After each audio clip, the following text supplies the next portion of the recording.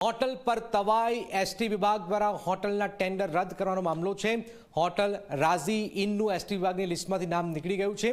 રાઝી in હોટલનું tender 3 વર્ષ પહેલા જ રદ થયું હોવાનો પણ દાવો છે। છેલ્લા 3.5 વર્ષથી એસટી બસ ન ઊભી રહેતી હોવાનો પણ દાવો છે। હોટલના મેનેજરે ઝી 24 કલાક સાથે વાતચીત કરી સરકારમાં રજૂઆત કરી લિસ્ટમાંથી નામ કઢાવીશું। ટેન્ડર શરૂ હતું ત્યારે કોઈ ગ્રાહકે ફરિયાદ નથી કરી, આ પ્રકારની વાત પણ સામે આવી છે।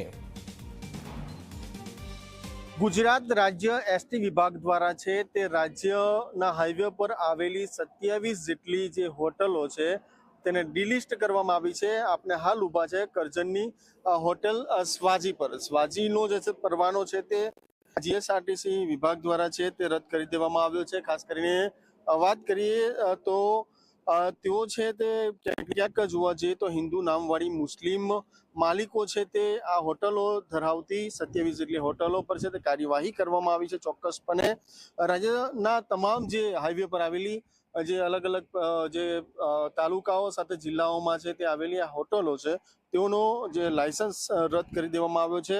મહત્વની વાત એ છે કે એસટી વિભાગ દ્વારા છે તે એસટી રાજ્યના નાગરિકોની સેવા માટે ચાલતી સંસ્થા છે। 27 લાખ લોકો રોજ મુસાફરી કરે છે।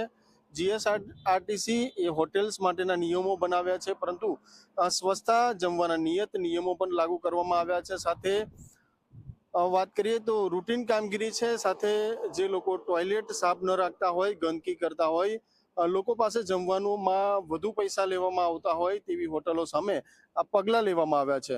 આ હોટલ માલિક કોઈ પણ ચોક્કસ જ્ઞાતિના નથી, પરંતુ ક્યાંક ને ક્યાંક આ વર્ષ દરમિયાન જે ફરિયાદ મળી તે માટે જે વાત કરીએ તો પ્રોફેશનલી છે તે આજે પગલાં લેવામાં આવ્યા છે અને યાત્રીઓને કરાર આધારિત તમામ સુવિધાઓ મળવી જોઈએ તે માટે જીએસઆરટીસી વિભાગ દ્વારા છે ત્યાં કાર્યવાહી કરવામાં આવી છે। ચોક્કસપણે 4 કે 5 જ શરતો છે જેનો તોડવામાં આવશે તો પગલાં લેવામાં આવશે, આ પ્રકારની વાત જીએસઆરટીસી વિભાગ દ્વારા કરવામાં આવી છે।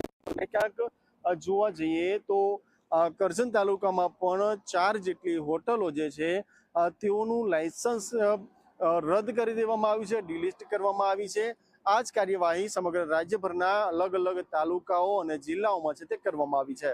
કેમેરામેન સંતોષ માલી સાથે મિતેશ માલી, ઝી મીડિયા, વડોદરા, કરજણ।